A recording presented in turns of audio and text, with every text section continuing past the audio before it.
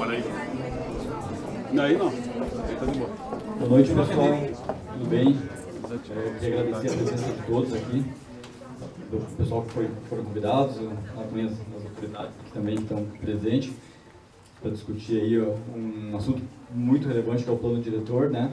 Para quem não me conhece, eu sou Fernando Murata, eu faço parte da On House Imóveis. A On House ela é uma imobiliária jovem, a gente fez um ano agora recentemente. A gente está fazendo um programa agora que é o Talk On, onde a gente tem o intuito de trazer conteúdos aí relevantes aí para o nosso público, para a nossa audiência, para a sociedade, com temas aí importantes, né, da cidade, meio ambiente, enfim.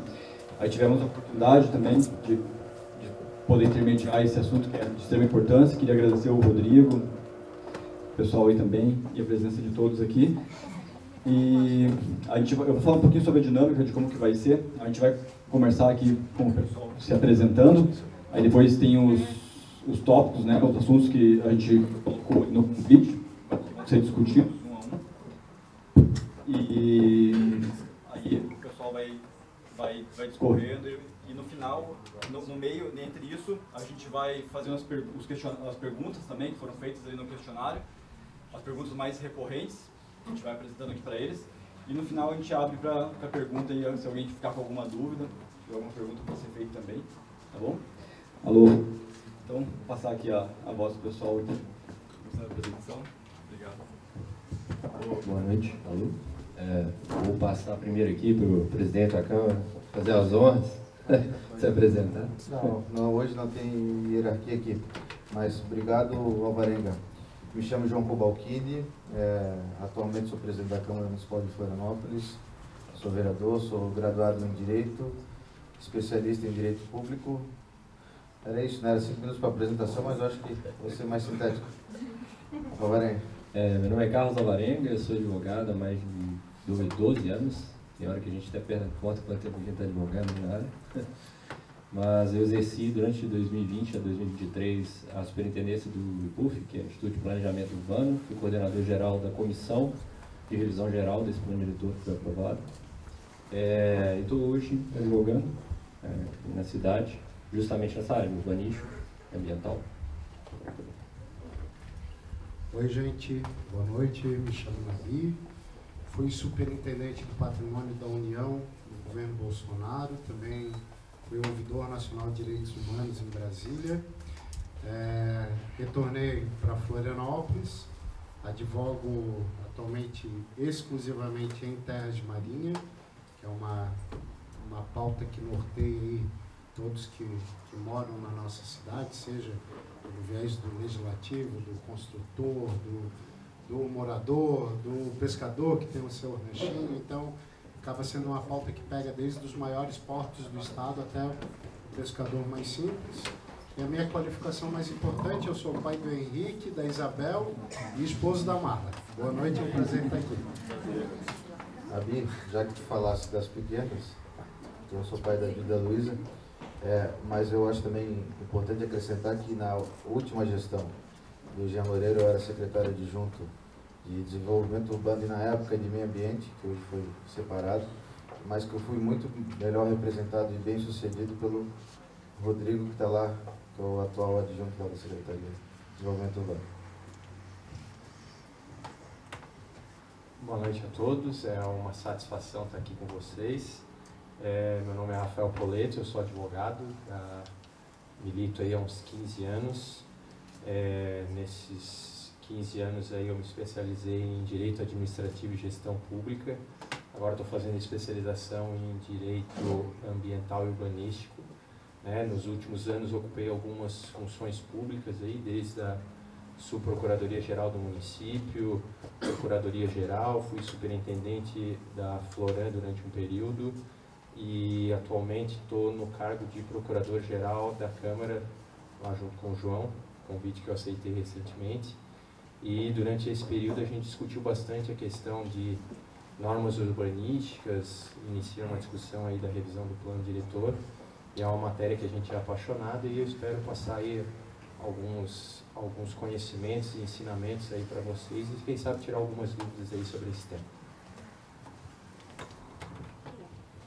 boa noite a todos. Queria inicialmente agradecer aqui a iniciativa do Fernando e também do nosso presidente Cobalcini. Fiquei muito lisonjeada com o convite.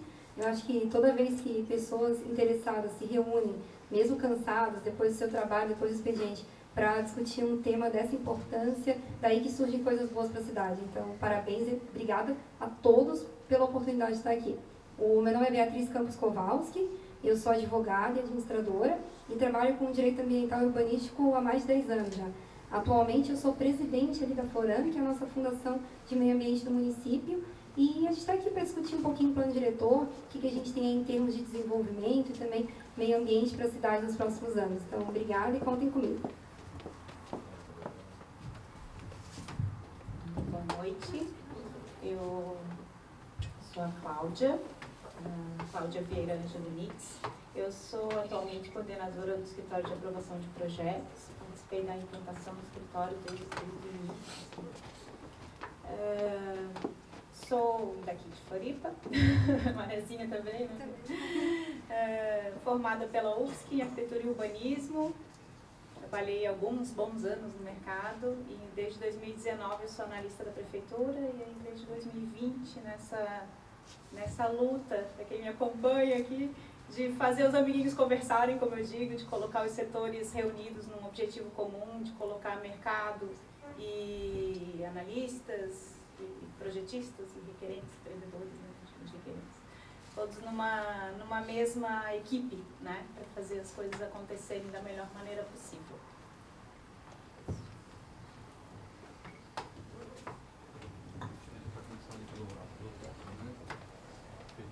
Agora dar início, né? Começar ali com a primeira introdução.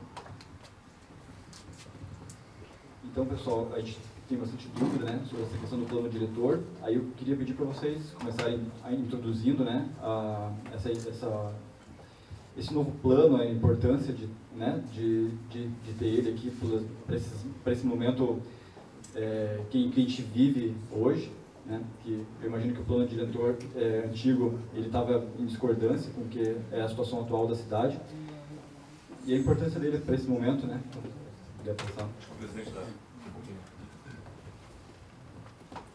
Faço em pé ou faço? Fica à vontade. Faço sentado para não ficar de costas para nenhum colega nosso. Pessoal, como eu falava, eu trabalhei como secretário adjunto da SMDU, na BI.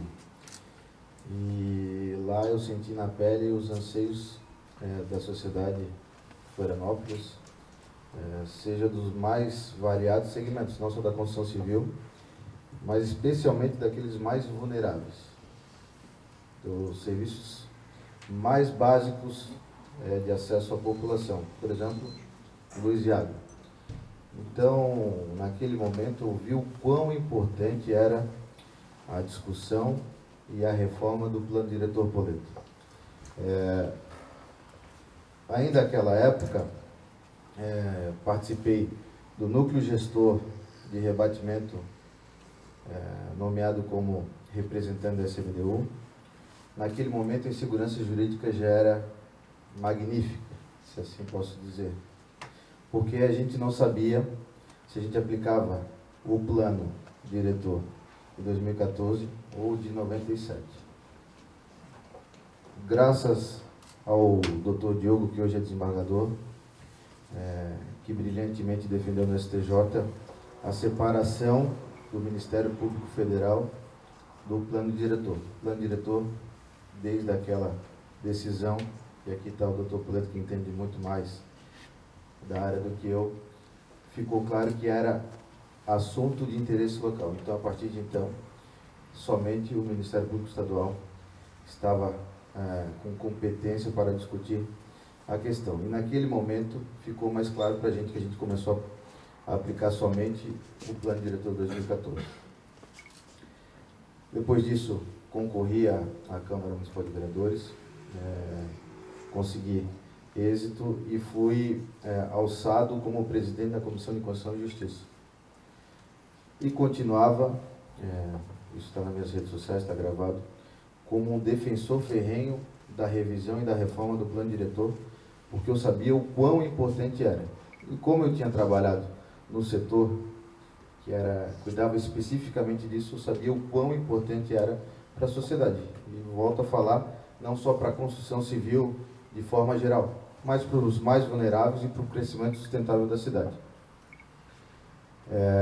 O plano diretor, depois do brilhante trabalho que a Prefeitura fez, e aqui vou falar mais uma vez, desculpa ser redundante, mas da Lavra, do Poleto, da Beatriz, enfim, todos os técnicos, Cláudia e demais técnicos, do Alvarenga também, que na época estava à frente do IPUF.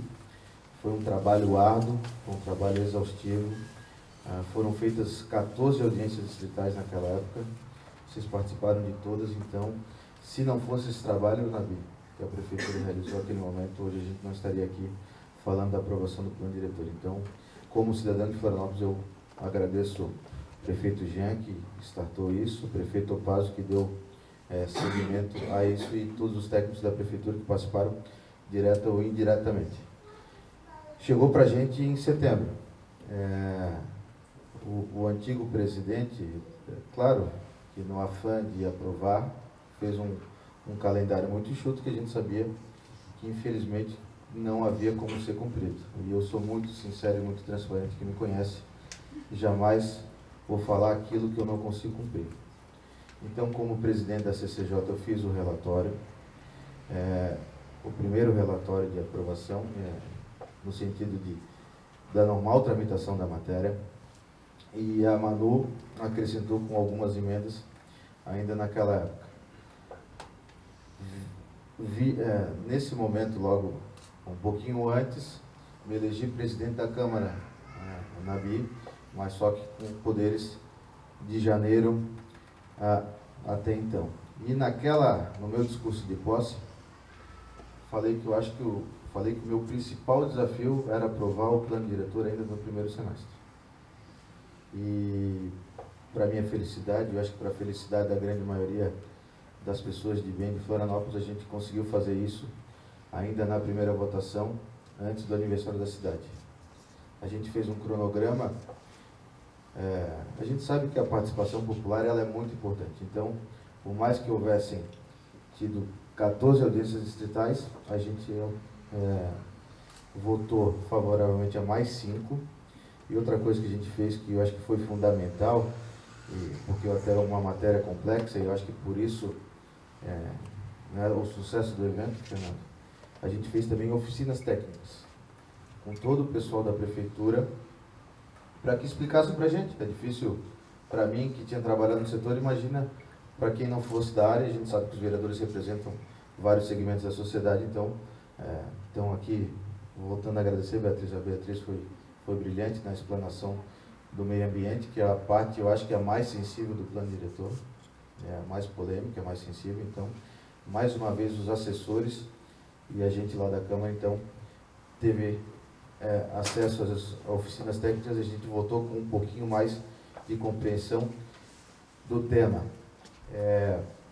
Os avanços que o nosso plano diretor trouxe são inúmeros, e se eu falar de todos aqui um por um, vou deixar o pessoal falar, que são vários: habitação de interesse social, questão também das ruas que não eram oficializadas, que a gente tinha um problema lá que o Ministério Público também não permitia. Claro, eu acho que até de uma forma correta, mas antigamente bastava que fosse nomeada a rua para que se oficializasse a rua, e a gente sabe que é um pouquinho mais complexo do que isso, Nabi.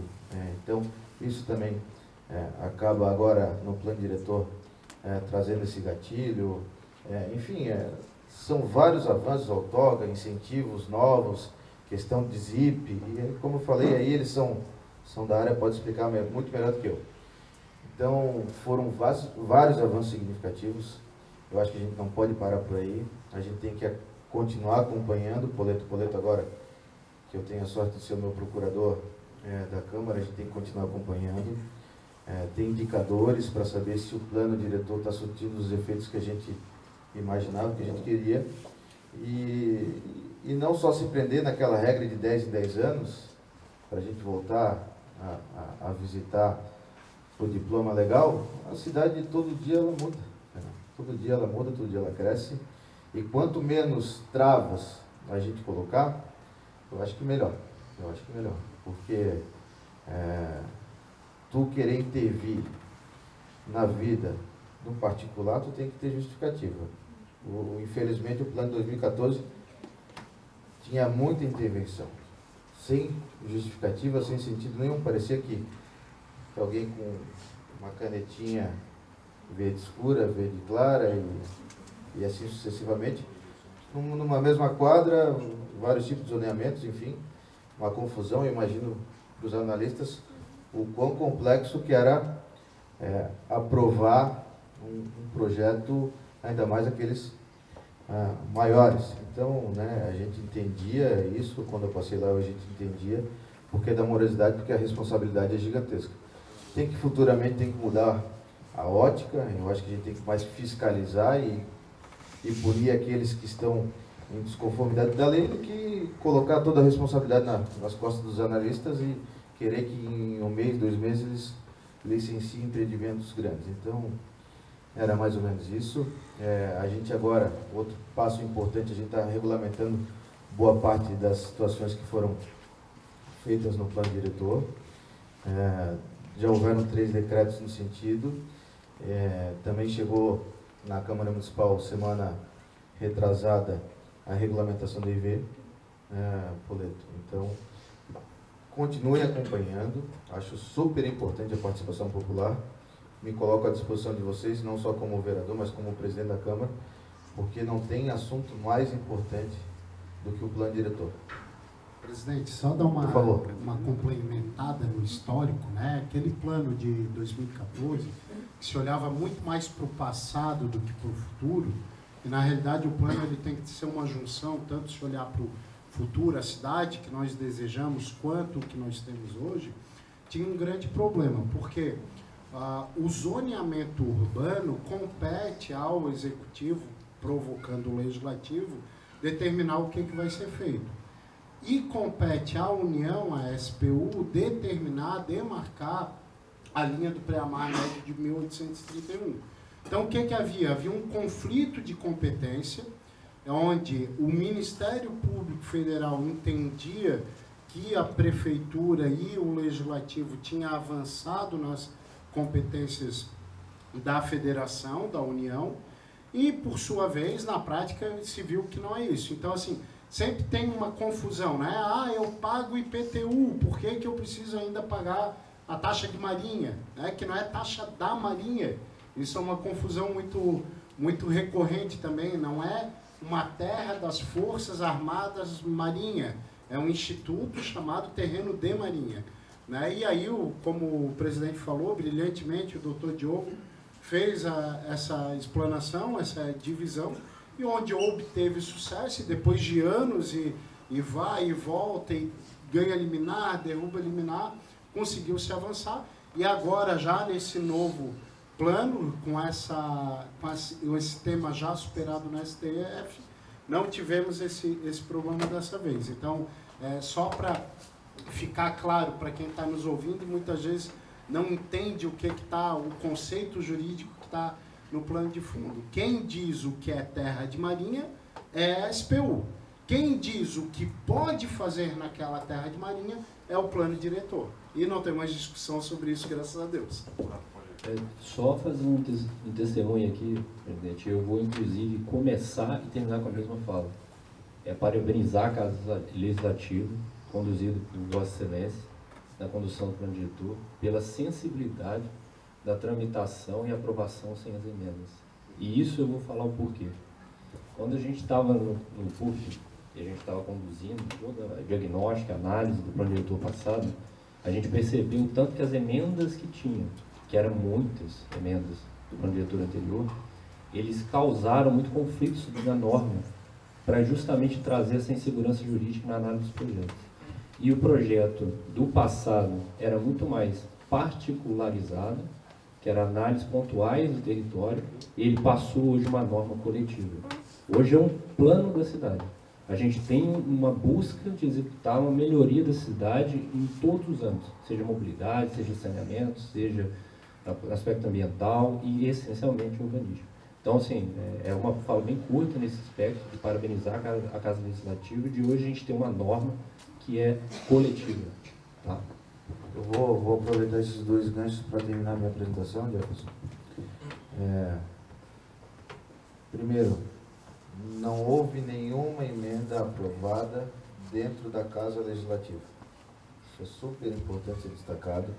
A gente sabe que o plano diretor é uma situação complicada, uma matéria complexa, envolve mitos e mentiras, etc. Mas isso deixou claro que o compromisso do vereador, dos vereadores, que foi aprovado por 19-4, é com a cidade. Não houve uma emenda da Casa Legislativa. Então, zero suspeição sobre o trabalho de qualquer vereador. E o gancho final, que o Nabi falou que é importante, a gente se deparou, Poleto e Bia, que também trabalhou na defesa, com intervenções judiciais. Isso é muito triste, isso é lamentável, porque eu tenho certeza que o trabalho que o Executivo fez, como eu falei anteriormente, que o trabalho que o Poder Legislativo fez, também não deixaram a menor sombra de dúvida que foi perfeito. Perfeito? Não, mas sempre tem defeito. Não, foi perfeito. Infelizmente, tem pessoas que não desejam o bem de Floripa, ou que, por instrumentos que não deveriam ser aqueles, depois de toda a tramitação, o plano chegou para a gente em setembro. Olha, a prefeitura não cumpriu o acordo. Poxa, mas chegou em setembro. Por que o promotor em setembro não falou? Quando foi que era um acordo entre a prefeitura e o Ministério Público. Por que em setembro não se questionou isso? Deixaram para fazer isso na segunda votação, 30 dias depois. Intencionalmente? É um desrespeito. Eu falo aqui agora como presidente da Casa Legislativa, é um total desrespeito a dois poderes constituídos, o Legislativo e o Executivo. Então, terminando, mas a batalha continua e, graças a Deus, vão me socorrer aos brilhantes colegas que tem do meu lado aqui na defesa do povo de Florianópolis. Obrigado a todos. Bom, resumindo, eu acho que essa questão aí do novo plano diretor, né, essa questão da burocracia, ela engessa completamente a cidade, fomenta aí muitas irregularidades, versus a desburocratização. Acho que a gente tem um crescimento aí de forma bem qualificada na cidade, né, acho que esse é o objetivo. A gente acompanhou também o plano diretor aí, indo e vindo, indo em oficinas, dúvidas da população, e ainda resta muitas dúvidas nossas, assim, né, em relação ao plano diretor.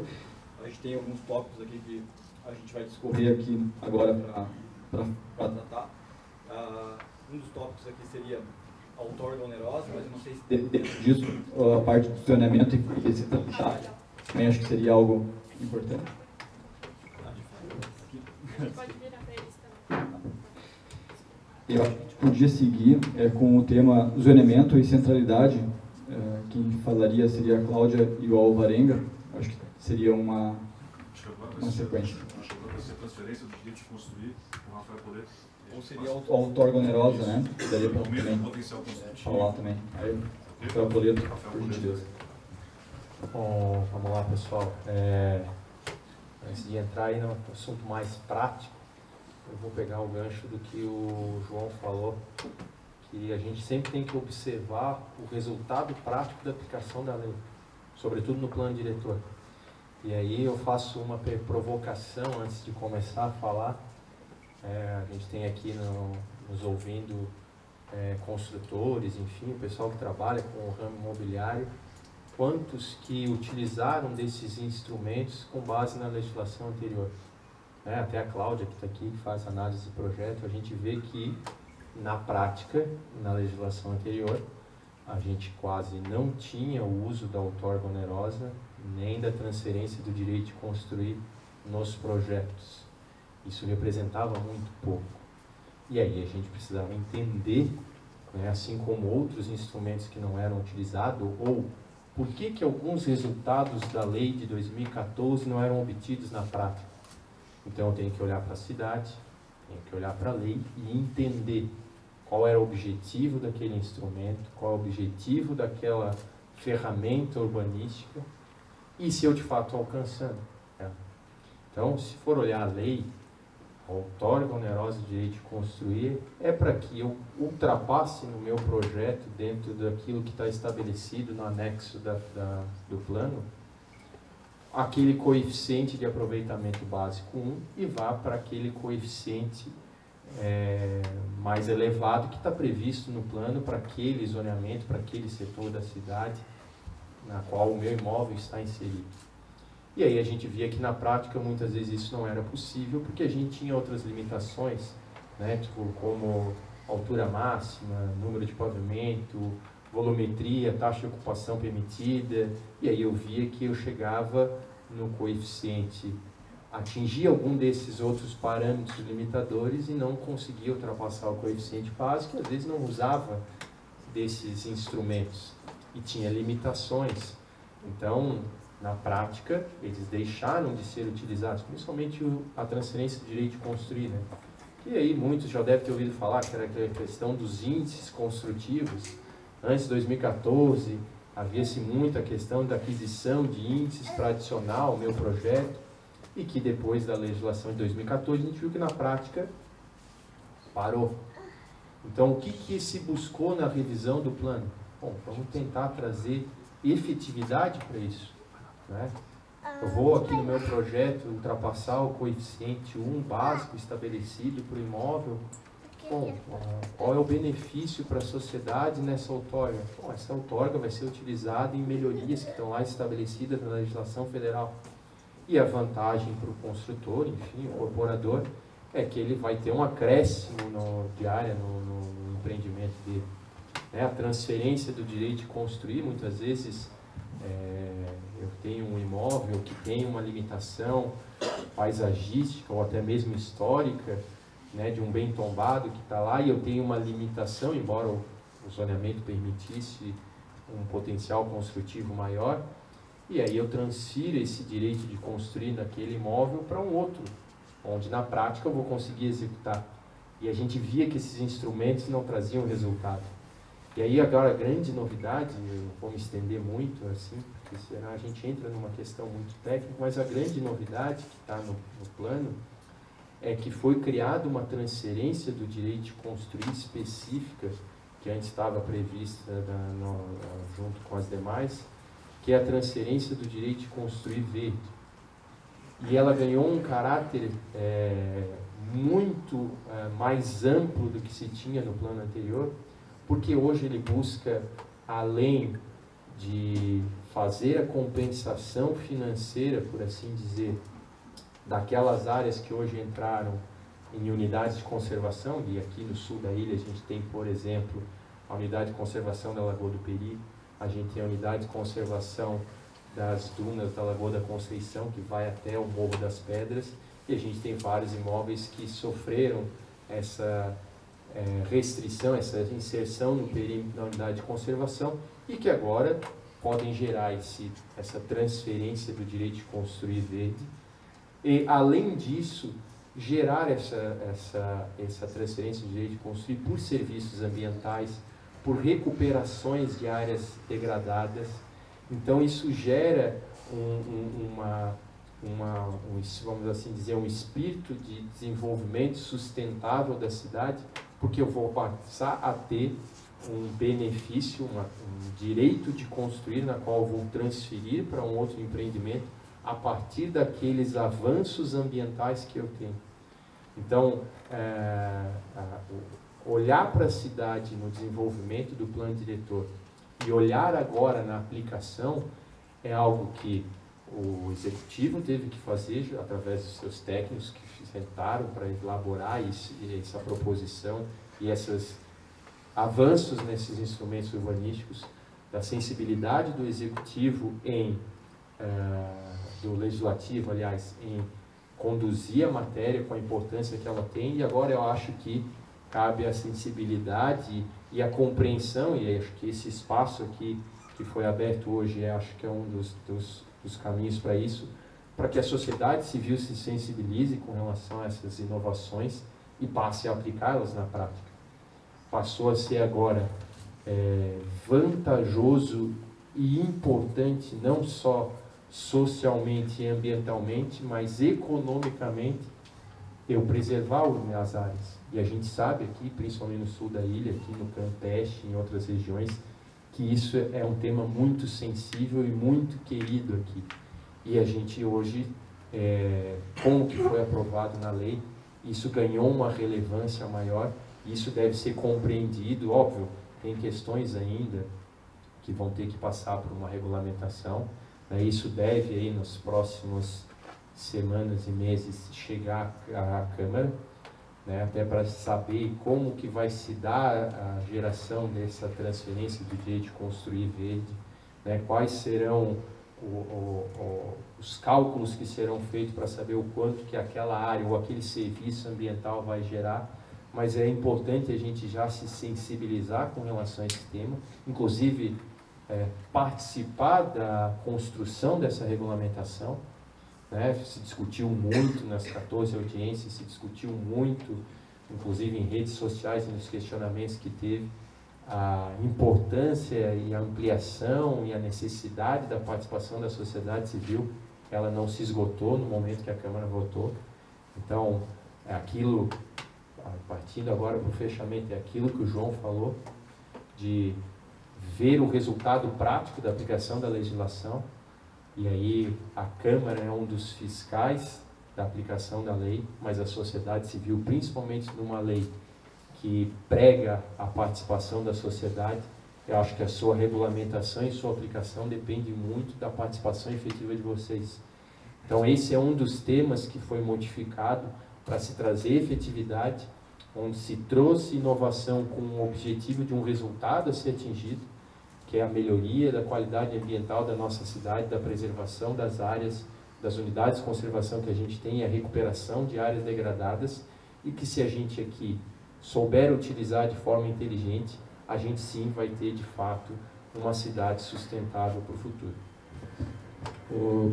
Só acrescentando, inclusive, a fala do Poleto, que foi excelente,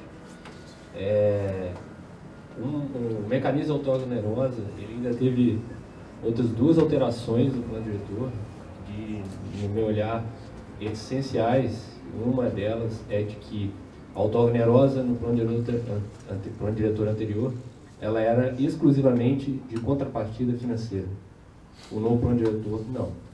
O novo plano diretor, ele pretende, a intenção que se extrai da norma é a entrega da contrapartida de fato ao município de algo. E isso, inclusive, está numerado com base no Estatuto da Cidade, que tem no artigo 26, aí tem uns incisos lá, que é, por exemplo, regularização fundiária, equipamentos comunitários, áreas de lazer, e por aí vai. Então, o empreendimento que utilizava a outorga onerosa, esse artigo que veio agora no plano diretor, nessa contrapartida, ele já entrega o resultado à sociedade. Então, o planejamento urbano não vai para um dinheiro no fundo que um dia o município vai planejar e executar algo. Não, isso já vem direto com o empreendimento sem entrega. Então, isso é mais dinâmico para a lei. E criou a figura da outorga onerosa de alteração de uso, que isso não existia no plano diretor anterior. E essa alteração de uso, muita gente vai achar assim, meu zoneamento eu posso usar para serviço e agora eu não posso, não é isso. A de alteração de uso é que, por exemplo, eu tenho um espaço de garagem, eu quero alterar o uso daquela garagem para outra. E aí ele é vinculado à contrapartida financeira. É o único que é contrapartida financeira. Mas essas alterações, como muito bem falado pelo Poleto, nosso olhar, desde a Constituição e da sensibilidade aprovada pela Câmara, ele vai trazer uma dinâmica melhor para a entrega de uma cidade mais econômica, socialmente e ambientalmente equilibrada.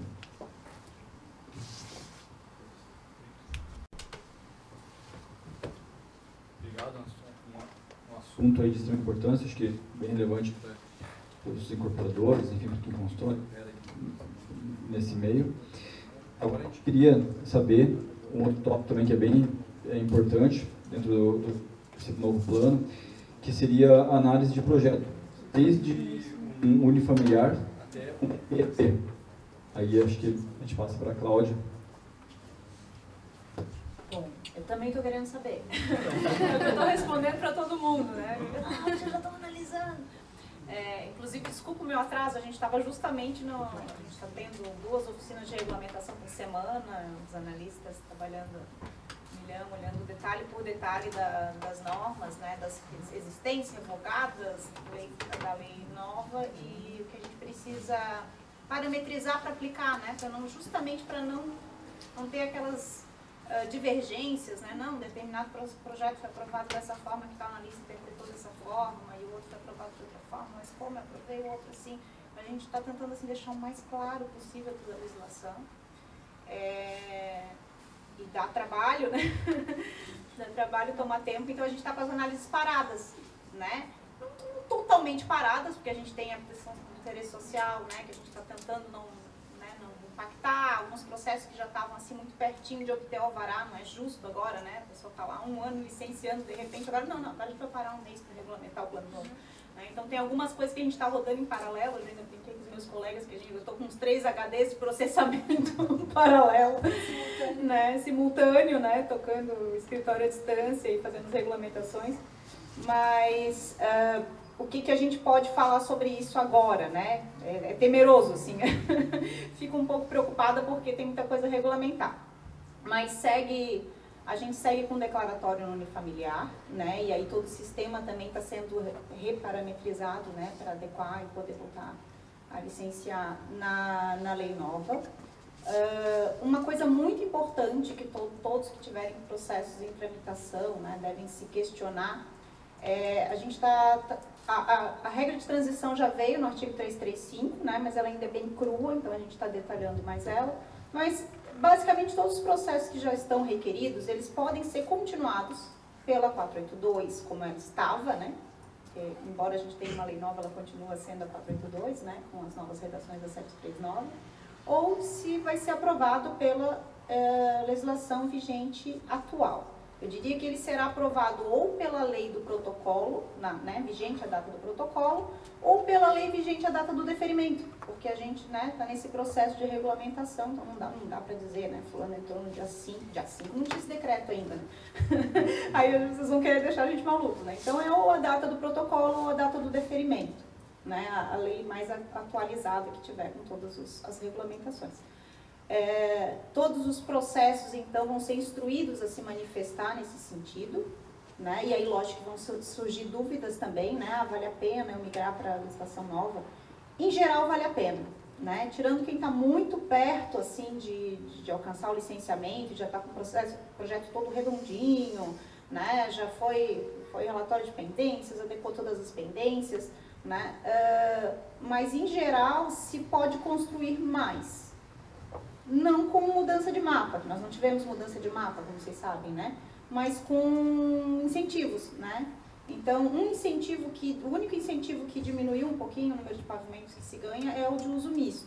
Estava sendo muito pouco aplicado, ainda menos do que a outorga e o TDC, né? A gente conseguiu, acho que com o incentivo de uso misto se conseguiu quebrar um paradigma, acho que mudar a cultura da cidade, que a gente tinha uma cultura de prédios exclusivamente residenciais e prédios exclusivamente comerciais, áreas inteiras exclusivamente comerciais que ficam, né, fechadas à noite, né, e então a gente acho que conseguiu aos poucos quebrar esse paradigma. O incentivo acho que foi muito bem útil, bem servido, né, se prestou muito bem nesse sentido, de criar, de alguns empreendimentos que o aplicaram, quebraram esse paradigma de achar que um prédio de residencial de alto padrão não pode ter comércio embaixo. Né? Mas, de modo geral, eu entrei nessa questão do incentivo ao uso misto, porque foi um dos poucos que caiu, né? Caiu a quantidade de pavimentos que se ganha, né? Era 1 para cada 4 pavimentos do zoneamento, e agora vai ganhar no máximo 1. Mas, em compensação, os índices de TDC, de outorga, como o Coleto estava falando, e mais inúmeros incentivos, né? Diversos, assim, para várias questões, estão sendo regulamentados, né? Já foram abertos por essa nova lei e regulamentados. E o que mais me anima, né, o que mais me deixou feliz e na torcida para ser aprovado esse plano foram os incentivos de habitação de interesse social. que eram umas coisas que a gente já vinha brigando, a gente tinha alguns incentivos que não serviam para nada, né? Eu tenho incentivo, tá, dava coeficiente de aproveitamento, dava taxa de ocupação, dava alguma coisa, mas é irrisório, né, para esse tipo de mercado, que tem que ser de baixo custo, que tem que fazer valer o preço do solo, né, tem que multiplicar, né. E aí tinha um incentivo que era ótimo, que dava altura, né. Eu briguei muito para tentar corrigir esse incentivo e dizer, gente, vocês vão fazer o quê? Vai ter direito duplo em habitação de interesse social. E hoje é em todo território, né? E hoje é em todo território municipal. Sim, a habitação de interesse social tinha que fazer, né, todo um processo, né, ou tinha que estar na zona de interesse especial, ou tinha que fazer um projeto específico de urbanização, né, para fazer a questão da alteração de zoneamento. E agora toda cidade, onde se quiser fazer habitação de interesse social, pode aplicar todos os incentivos que tem nas áreas de interesse social. E com ganho de pavimentos, né, na proporção da altura do zoneamento, um ganho de coeficiente de aproveitamento, né, então isso acho que agora realmente a conta vai fechar melhor, né, porque estava difícil de fechar, a gente estava acompanhando todas as habitações de interesse social, estão no escritório de aprovação, porque justamente são os projetos de maior impacto na cidade, né, de maior impacto no desenvolvimento urbano, que a gente reúne lá, então são projetos que a gente pega pela mão mesmo e vai atrás. Está faltando o quê? Está faltando licenciamento e vai atrás, né? Dá a mão para o projetista mesmo, para o empreendedor e tenta fazer sair. E não estava dando, mesmo com a nossa ajuda, não estava saindo. Então, agora vai. Acho que agora a gente vai ter notícias aí de aprovação de habitação de interesse social feitas, né, executadas pela iniciativa privada. E com relação, fugir um pouco do tema que me propuseram aí, né, de análise, né? Depois eu quero falar um pouquinho também de parcelamento de solo, assim, dos incentivos. Mas com relação à análise, então os processos que estão protocolados, a única questão que vai ter é essa de se manifestar, se quer seguir pela lei do protocolo ou pelo do licenciamento. Os processos que não foram protocolados ainda, não tem essa escolha, obviamente, né, vão ser aprovados pela legislação atual. E aí a gente tem todo um histórico, né, de projetos aprovados que vão ter detalhamentos de regras, né? Mas, basicamente, todo projeto que foi aprovado na lei que estava em vigor até o mês passado, né, até 4 de maio, eles seguem válidos e vão poder ser licenciados e renovados. Com essa tranquilidade, né? Essa é a proposta. Ainda não posso dar certeza, porque a regulamentação está ali, está no forno, né? E a gente está elaborando, ainda vai passar por algumas mãos, né? Mas a proposta é essa, tá? Já vem essa proposta no plano, né? De que os projetos aprovados estão válidos. Só temos uma preocupação de regulamentar os projetos que são muito anteriores, que já estavam numa lei que já tinha sido revogada, né? Então, essa condição de renovação é especial, né? Para obras já iniciadas, para, né, obras executadas, obras com habite, então tem condições especiais. Mas o objetivo, a gente está tendo cuidado de que tenha solução para tudo, né? Então, a gente não vai poder pegar um projeto lá que foi aprovado em, sei lá, 2010, à luz do plano diretor do Distrito Sede ainda, né, e dizer, não, agora você pode reformar à luz daquela legislação. Não tem como a gente fazer isso, mas a gente está dando solução para tudo, né. Então, essa preocupação, assim, também vocês não precisam ter. Consultas de viabilidade, tá. A primeira previsão é que voltasse, acho que o Rodrigo pode falar melhor que eu, 19 de junho, né. Não é tanto da minha alçada. Vou tentar colaborar. E... 19, né? 19 de junho. E assim esperamos, tá? Mas fiquem ligados no site, porque, como eu falei, assim, exige a regulamentação e exige as alterações de sistema também, né? E nem sempre todo mundo consegue render o resultado que a gente espera, né? Então, a princípio, 19 de junho, eu não tenho notícias atualizadas, assim, se do andamento das atividades está indo bem, melhor porque tem automatizada do ambiental também, né? Estamos trabalhando na melhoria do geoprocessamento também, na solução de inconsistências de mapa, porque 335 regulamentou pelo mapa do dia 17, a gente usava o mapa do dia 24 de janeiro, né, que era a última publicação da 482. E aí, até que se sane todas as questões relacionadas a mapa, que a gente tinha umas 400 inconsistências, se adotaria o mapa do dia 17 de janeiro, que é um mapa mais legível. Então, a gente também está trabalhando, e a gente só tinha ele em PDF, então ele foi em PDF lá para o geoprocessamento, quem acessasse o geoprocessamento. Não tinha aquela transparência, aquela sobreposição de camadas que a gente já tinha adquirido ali nas últimas versões do GEL. E agora ele já está todo em shapes, já está todo em camadas, a gente só está trabalhando nas inconsistências, nas questões que ficaram duvidosas. Cláudia, essa questão da viabilidade, estava comentando, vai ser automatizada, né? Então vai ser muito mais rápido o acesso a ela, né? É isso, né? A gente vai entrar no site da prefeitura e vai conseguir imprimir uma custo de verdade no terreno. Isso. É basicamente isso. Confirmando. Eu não sei, a minha dúvida é se no dia 19 de junho ela já vem assim, automatizada, porque o que a gente estava alinhando, assim, que eu soube, que não é o meu setor, mas o que eu soube é que ficaria sendo analisada por um tempo, né, assim, regime de urgência, né, mas seria analisada ainda até para fazer funcionar checar, né, esse funcionamento, que é muito sério, né? A noção de viabilidade, ela não dá o direito adquirido da pessoa construir, mas é toda a informação que ela tem na hora de comprar um terreno, é toda a informação que ela tem na hora de fazer um projeto, né? Então, é importante que saia muito correta. E com agilidade, né? E com agilidade também, né? Também muito importante. Mas não adianta sair rápido, senão sai certa, né? Vamos primeiro cuidar de sair certa. Acho que mais só vai complementar, a viabilidade vai ser para construção e já tem a ambiental que depois a nossa Beatriz é que vai explicar para vocês. E também tem a viabilidade de funcionamento, né? Obrigado, Cláudia. Só complementar aqui, né?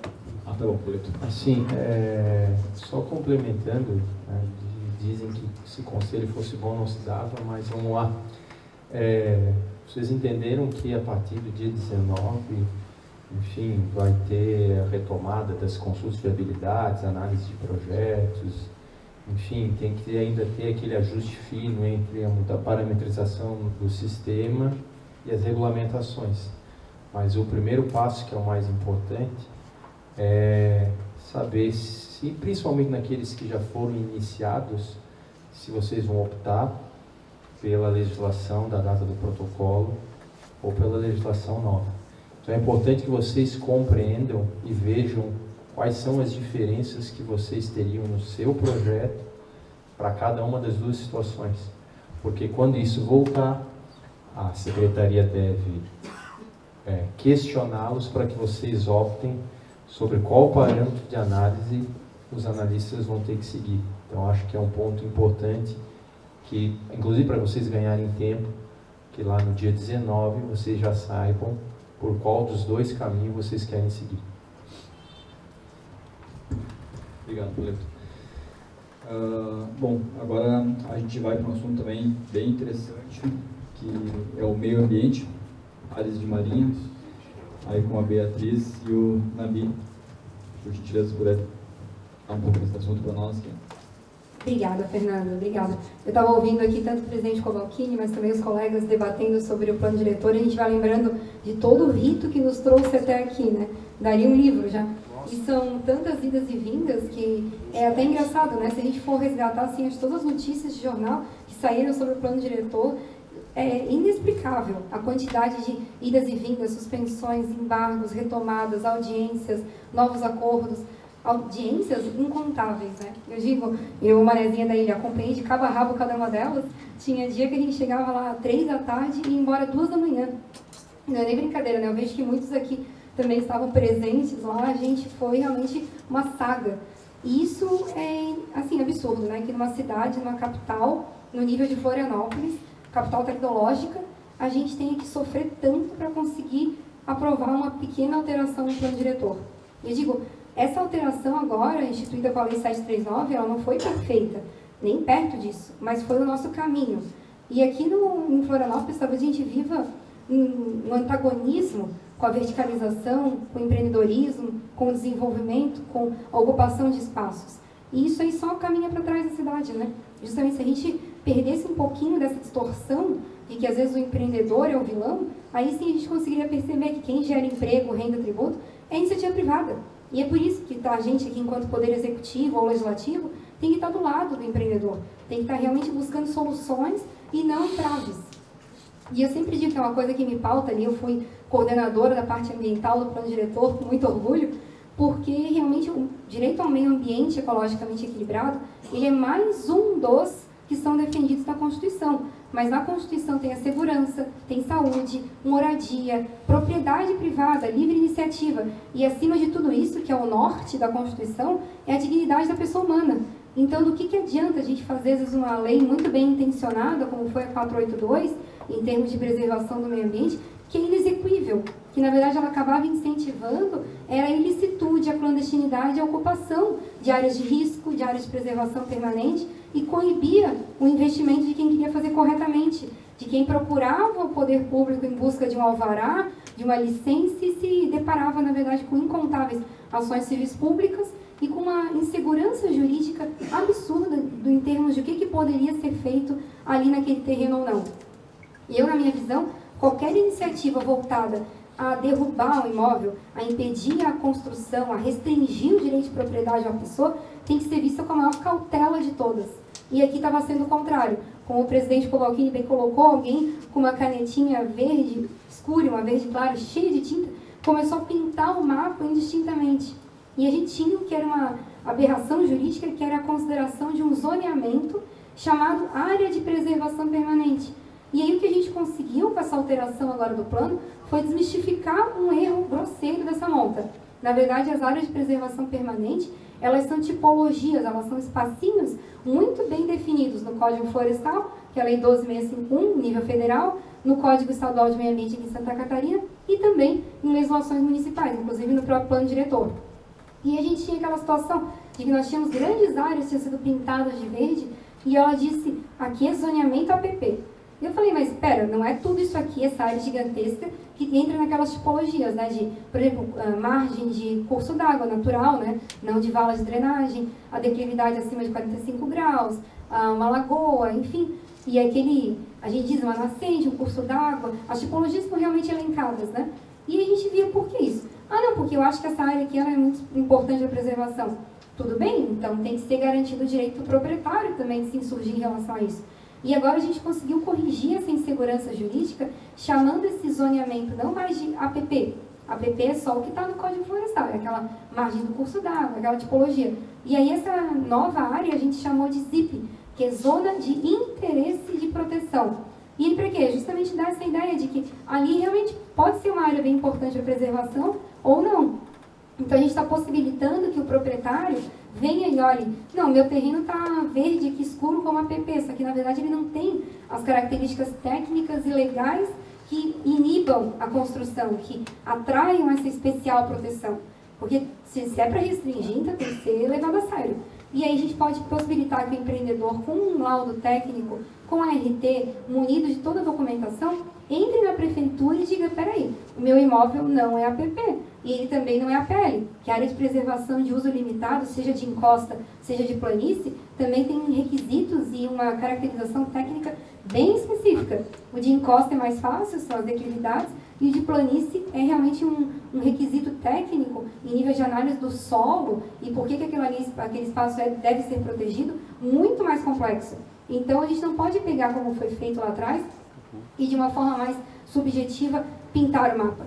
Então é isso que a gente está possibilitando agora. Não é prejudicar o meio ambiente, muito pelo contrário. A partir do momento que a gente traz segurança jurídica, uma forma de ocupação ilícita do território, tu está evitando que tenha aquela cidade espalhada, que vai se levando em direção às APPs e às áreas que realmente trazem um risco para a população. Porque a área de preservação ela não só tem a função ambiental inerente a ela, mas ela também visa evitar desastres e riscos para aquelas próprias pessoas, como um deslizamento, um alagamento, uma enchente. Então tudo isso deve ser levado em consideração. E eu acho até engraçado quando a pessoa abomina a verticalização, porque a partir do momento que tu olha que aqueles locais, não só em Florianópolis, mas em qualquer espaço, que são, às vezes, casas de um pavimento só, aquela residência unifamiliar, tem muito mais problema infraestrutural do que uma área adensada, com prédios, com infraestrutura realmente centralizada naquele espaço. tanto em nível de saneamento, né, que tu consegue tornar execuível e logisticamente possível ter um saneamento, coleta, tratamento de esgoto, destinação final adequada, como também os outros serviços inerentes, né, transporte, saúde, educação. Então a gente vê que adensar alguns espaços, ter uma centralidade e aliado ao uso misto, que agora a Cláudia também mencionou, a gente consegue criar mini cidades independentes. E é isso que a gente precisa. Por exemplo, se a gente está aqui no Campeche e precisa ir 40 minutos de carro para o centro para fazer um serviço, está errado. Por isso que é bacana até esse local que a gente se encontra, porque ele é um dos primeiros que alia, né, o uso residencial ao comercial, e as pessoas conseguem morar e às vezes trabalhar no mesmo espaço, assim, por causa de metros.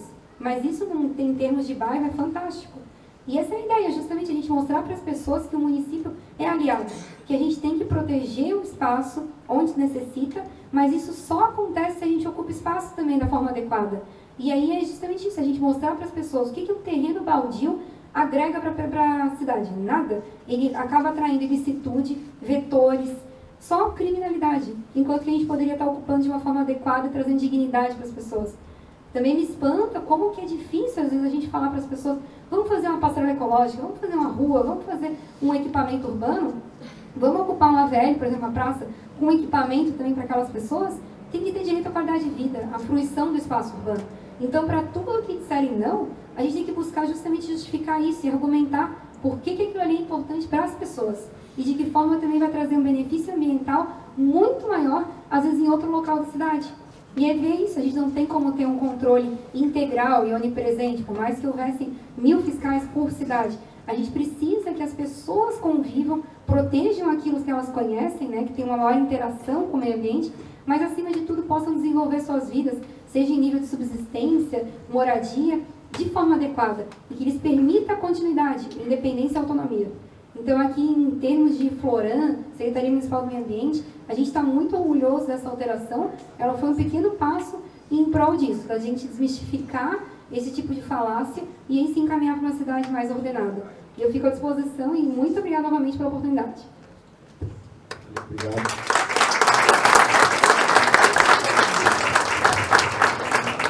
Essa questão ali, né, de a pessoa opinar a verticalização, né, que você complementou aí para justificar tudo isso, eu acho bem interessante. A gente também vai falar, a gente fala sobre também as áreas de marinha, né, que é o NABI, principalmente tudo aí, né, pega bastante essa questão. Eu até agradeço a plateia pelas palmas que eu ia sugerir, porque a Bia foi brilhante na explicação. E inclusive era a visão... Inclusive era a visão que nós imprimíamos quando eu estava à frente da SPU, que era a entrega dessas áreas públicas, não necessariamente terrenos de marinha, mas as terras da União, tanto para os empreendedores quanto para o próprio município. Nós, para vir para cá, quem veio para o centro, acabou de passar por 1.362.000 metros de área, que foi pago pelo governo do Estado, à época, e que hoje é propriedade da União, porque a legislação determina assim, e que está ali subutilizado. E que, se não houver um planejamento no uso dessa área, eu estou falando do aterro aqui da Via Expressa, se não houver um planejamento do uso, vai acontecer a mesma coisa que aconteceu do outro lado. Nós vamos botar esgoto, ou vai ser uma área subutilizada, vai ser um absurdo. E quando nós autorizamos o governo municipal a recapar a estrada, sendo uma via federal, sofremos um processo, uma ação civil pública, porque não poderíamos ter feito aquilo. Então, esse excesso de ativismo judicial, muitas vezes, trava até mesmo os gestores bem intencionados. Falando um pouquinho sobre terras de marinha, eu vou ser bem breve, já estamos aí adiantados à hora. Eu tenho uma palestra que eu falo praticamente 1 hora só sobre terras de marinha e impactos no mercado imobiliário. Inclusive, deixo sugestão aqui para a organização que poderíamos fazer uma rodada sobre isso, e REURB também, que o Jefferson domina muito bem, e que seria um tema bem bacana, entrar bem na prática mesmo do impacto das terras de marinha no mercado imobiliário e até perigos que muitas vezes o empreendedor corre nos processos administrativos. Acabei de pegar um caso onde uma frase mal escrita num processo administrativo gerou uma multa para o empreendedor de 9 milhões de reais. Então é um impacto realmente significativo. Muitas vezes nós pensamos, a área urbana consolidada, a Embraed, uma grande construtora, acabou de ser condenada aqui em Balneário Camboriú, num empreendimento que foi construído há mais de 20 anos, e a condenação passou de 66 milhões. Então nós temos situações que precisam ser cuidadas, que precisam ser avaliadas, que precisam ser regularizadas, seja através da inscrição de ocupação ou do aforamento, que é possível regularizar e é possível usar as terras de marinha. E não há, muitas vezes há confusão que a terra de marinha é uma zona de preservação permanente e não é. E aí vocês me perguntam por que isso ainda existe no Brasil. As terras de marinha, a proteção das marinas começam, vereador, lá no ano de 1600, para proteger as marinas do rei, lá na Espanha. E por que 33 metros? Porque se entendia que na época era o tamanho necessário para uma esquadra real, com cavalaria, com canhões e tudo mais, e margeando a costa para defender a costa. Então, terras de marinha existe inicialmente por uma questão de proteção nacional. E por que permanece hoje? Porque é uma fonte de arrecadação, vamos ser franco, vamos ser sinceros, é só isso, não tem outra justificativa. O Brasil é o único país do mundo que possui terras de marinha da forma com que está posta. E se vocês me perguntarem, Nabi, vai mudar? Sinceramente, gente, não vai mudar tão cedo. Nós temos casos esdrúxulos aqui na Beira-Mar Norte, onde o mesmo condomínio, mas por serem CNPJs diferentes, Alvarenga, um paga a taxa da marinha e o outro não paga. E por que isso acontece? Por conta da demarcação. Então nós temos assim questões ímpares para avançar no tema, são questões difíceis de uma complexidade tremenda para avançar. Nós temos em Brasília hoje 18 propostas de emenda à Constituição para alterar. Não vejo nenhuma avançando a médio e longo prazo. A mais promissora, vamos dizer assim, a emenda constitucional 36, até a emenda constitucional 45, Florianópolis inteira era da União. Então é uma emenda constitucional que vem lá de 2005 e o STJ resolve apenas em 2018, onde configura que ilhas costeiras, sedes de município, não é inteira terra de marinha. Então sai Florianópolis, sai São Francisco do Sul, mas continuamos com toda a margem. E por que há lugares como a Daniela, como a Trindade, que tem terras de marinha? Outra curiosidade, as terras de marinha, elas deveriam ser marcadas pela variação das máximas da maré, remetida a 1831. Quem é que tem registro histórico de 1831? Nós temos aí um registro da Marinha Mercante Americana de 1900, que é só altimétrico, ou seja, é uma foto, não é um 3D, vamos dizer assim, que é isso que se usa para fazer esse estudo. Eu tive a oportunidade de ter acesso a esse documento, ele existe, está no Rio de Janeiro, mas e aí vem essa variação. Já foi tese de doutorado, o professor Obed, ele chega à conclusão que a máxima da maré era 0,6, os estudos da SPU chegam à variação de 0,8, e aí a legislação não permite fracionamento, 0,8 vai para 1, 0,6 cai para meio. Então, por isso que temos entrada, aqui eu estou sendo bem superficial, andando bem rapidamente, porque para não alongar, por isso que nós temos terras de marinha, muitas vezes, até a Trindade, até Ratones e por aí vai. Tem terra de marinha em Blumenau. Por que tem terra de marinha em Blumenau? Porque é um rio que sofre influência de maré. A Lagoa da Conceição. Por que a Lagoa da Conceição é terra de marinha? Porque em determinado momento foi aberto um canal e essa lagoa, que na realidade não é mais uma lagoa, é uma laguna, ela passa a sofrer influência de maré, e a partir do momento que sofre influência de maré, é terra de marinha. Então nós temos conceitos jurídicos complexos, que muitas vezes não se tem uma boa vontade de se enfrentar ou até um desconhecimento, mas o que eu quero acalmar os empreendedores que estão aqui hoje é que não é um bicho de 7 cabeças. Ele possui solução, é possível usar com total segurança. Quem está tomando nota, toma nota também da Lei 14.011 de 2020, que instituiu o Programa de Aquisição de Imóveis. Ele foge um pouquinho da questão da terra de marinha, mas vale muito a pena aprofundar e conhecer ele. E nós temos aqui, então, diversas situações que são esdrúxulas, mas que é possível usar com toda a segurança jurídica, fazer incorporação, usar comercialmente as terras de marinha. Sempre importante ter ou a inscrição de ocupação ou o aforamento, até para evitar problemas como esse caso lá de Balneário Camboriú, que eu acabei de citar. Ali no meu Instagram, nabi.advogado, é nabi com H, N-A-B-I-H, eu também sempre estou dando dica sobre esse assunto. Quem não segue, segue lá. É um Instagram novo, eu criei em dezembro, mas eu estou aprendendo, mas eu acho que eu estou indo bem. Quem quiser dar uma olhada lá. Era isso. Obrigado. Obrigado, Nabi. Esse assunto eu acho que é de extremo, assim, e daria para aprofundar muito mais, né? Porque as áreas de marinha são as mais nobres que a gente tem aqui na região, né? Então é um interesse muito grande. O próximo tópico seria zoneamento e centralidade, com o Cláudio e o Alvarenga, por gentileza. Obrigado.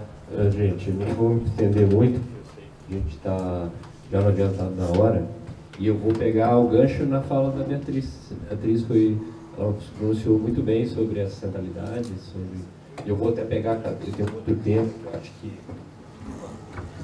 tem um outro tema que eu acho que a gente pode unir. Deixa eu mudar o microfone.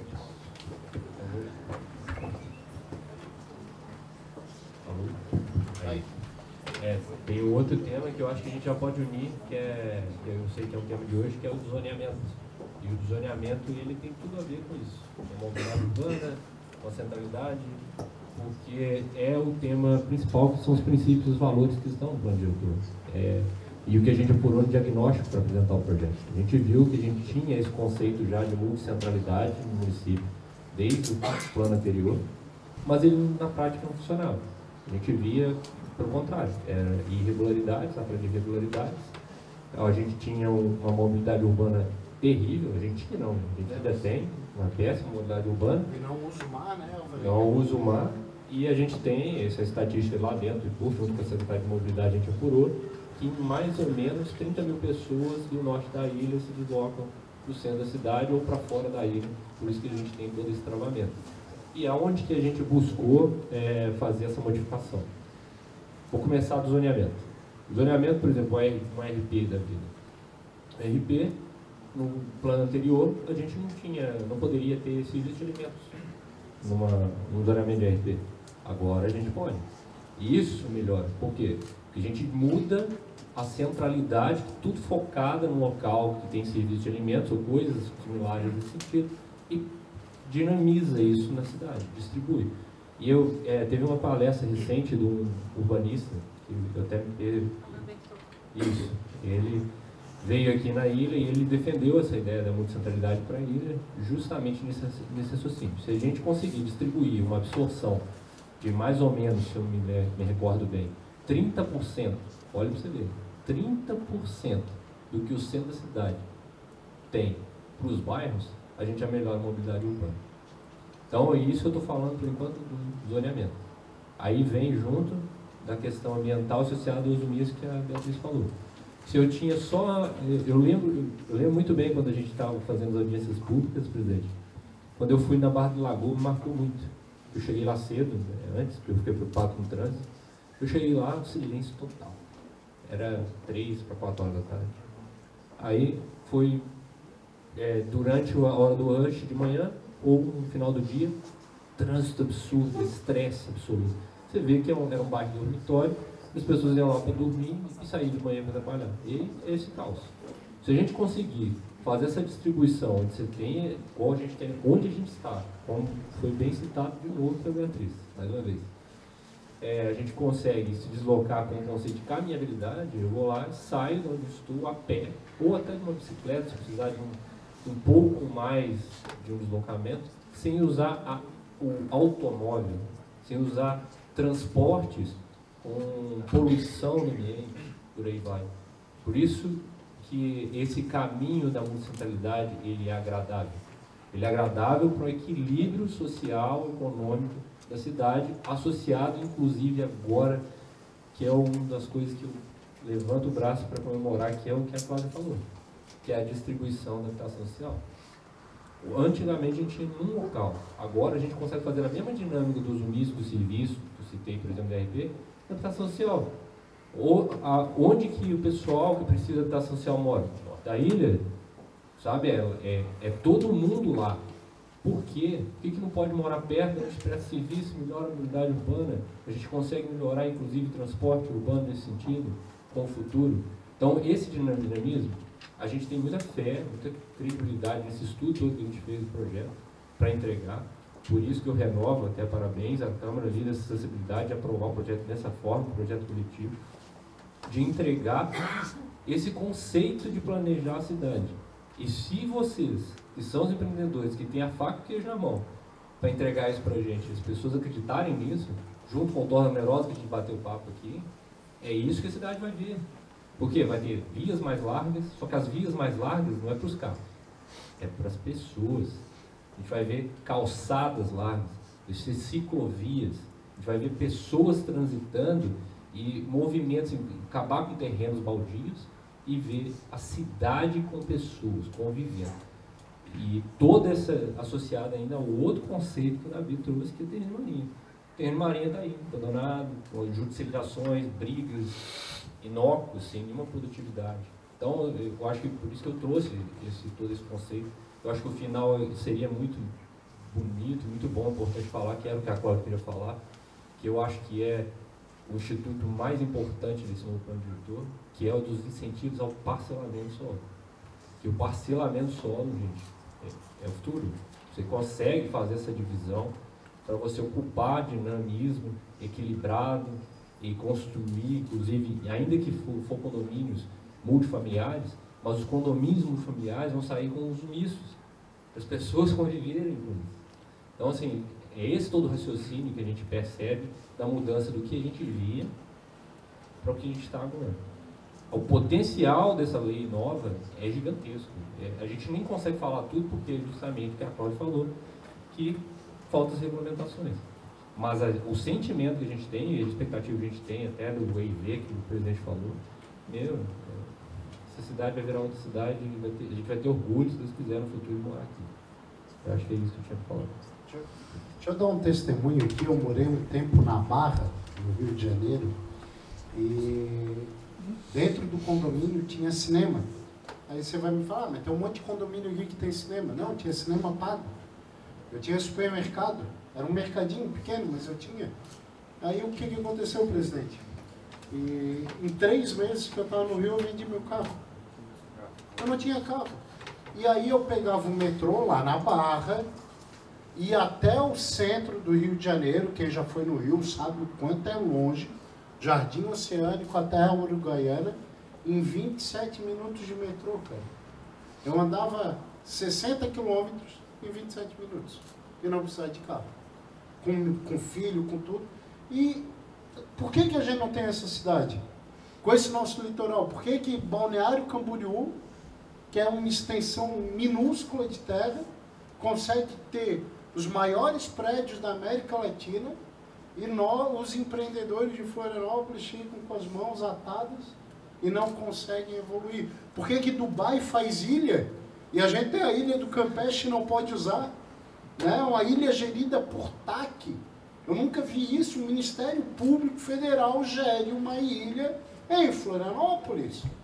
Então a gente tem muita coisa para avançar. Fico muito feliz com esse bate-papo. Obrigado pela organização, juntando executivo, legislativo, os empreendedores. Eu acho que daqui tem muita coisa para surgir. Obrigado. O isolamento do solo, eu acho que isso qualifica mais o crescimento da região, né? Eu acredito muito nisso, a qualidade de vida ela é diretamente ligada a isso. A única coisa só que a gente tem que pensar também é a burocratização, né? Tem que ser menos burocrático também para esse parcelamento do solo, para realmente, de fato, isso tudo acontecer e incentivar os incorporadores, investidores a estar só pegar o gancho que você acabou de falar. Agora tem incentivo para isso. As notícias No são planeador boas. tem incentivo para o funcionamento. Então, isso já é... Isso é uma excelente notícia. Bom, agora a gente vai para as perguntas. A gente tinha ali, a gente selecionou aqui 5 principais perguntas ali que foram mais recorrentes dentro daquela lista que a gente passou ali para o pessoal, né? Então, a primeira pergunta é para o Poleto. Gostaria de saber, Poleto, se áreas de APL inseridas em ADI possuem incentivos de ganho de pavimento e possibilidade de executar empreendimentos multifamiliares. Acho que antes de responder a pergunta em si, acho que resgatar aquilo que a própria Beatriz falou. Acho que o primeiro passo que deve ser feito de forma prática é verificar se de fato aquele imóvel que está indicado como área de preservação de uso limitado, ele é uma área de preservação de uso limitado ou não. Porque aquilo que a gente falou, que a Beatriz falou, não só da APL como da APP e até outras demarcações que a gente tem no mapa aí, como áreas privadas que estão demarcadas como área comunitária institucional ou áreas privadas que estão marcadas como área verde e lazer. Então, acho que o primeiro ponto é fazer esse diagnóstico, de se de fato é ou não é o que está estabelecido ali. E aí a pergunta ela tem 2 aspectos. O primeiro é a questão do ganho, do incremento de gabarito. E aí a área de incentivo, a ADI, ela é em relação aos imóveis conectados àquela área de incentivo, ou seja, a via. Então, por exemplo, a Avenida Campeche é uma área de ADI, independente do zoneamento que o imóvel tiver. O imóvel tem um zoneamento de área residencial predominante, vai ganhar um incentivo. Ele tem um zoneamento de área residencial mista, vai ganhar um incentivo. Tem de área mista de serviço, também vai ganhar um incentivo. Dentro daquela área que está demarcada e dentro dos parâmetros que está estabelecidos lá no artigo, inclusive a extensão, a profundidade, que é 65 metros do alinhamento da edificação ou 100 metros do eixo da via. Enfim, óbvio que daí a regulamentação vai detalhar um pouco mais isso.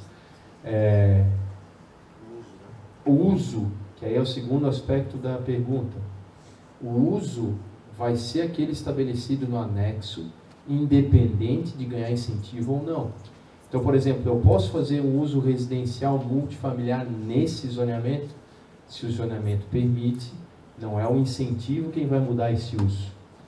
A taxa de ocupação estabelecida, por exemplo, para a APL, ela está lá estabelecida em 15%. O fato de ter a área de desenvolvimento incentivado para um imóvel de APL não vai fazer que essa taxa de ocupação aumente. Então, só vai fazer com que ganhe mais 2 pavimentos, além daquele inicialmente previsto para aquele zoneamento, seja ele qual for. É óbvio que há incentivos que, podendo ser aplicado, vai aumentar a taxa de ocupação estabelecida para o imóvel. Tem incentivos que permitem um acréscimo de pavimento, um acréscimo de altura, enfim. Aí tem são ao todo 9 ou 10, né? 10, acho que são 10 incentivos ao todo. Então, acho que essa análise tem que ser feita. Tem que se olhar passo a passo antes de se definir se naquele imóvel qual que vai ser o resultado do que eu vou poder ocupar e de fato empreender no local. E aí, como a gente tem todas essas questões, desde poder rever a limitação de uso, que é o caso de rever se é APL mesmo ou não, eu acho que o primeiro ponto é buscar tecnicamente ver se é possível afastar esse zoneamento se ele se demonstrar equivocado. Perfeito, obrigado. A próxima pergunta só ali o presidente estava lembrando aqui, a PL antes, a taxa de ocupação era de 10%, né? E aí foi para 15%. E antes a gente tinha a questão de quando a gente fazia 2 pavimentos, essa taxa de ocupação na prática ela caía porque na verdade a gente daí fazia 5 e 5, né? E agora com a mudança da legislação é 15% da ocupação do território, independente do número de gabaritos.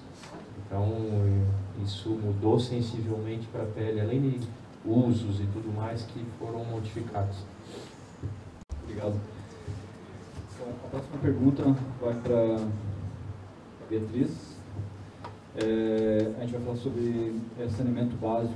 Saneamento básico. Os empreendimentos vão continuar a fazer ETE próprias ou esperar pelo sistema público da Casan?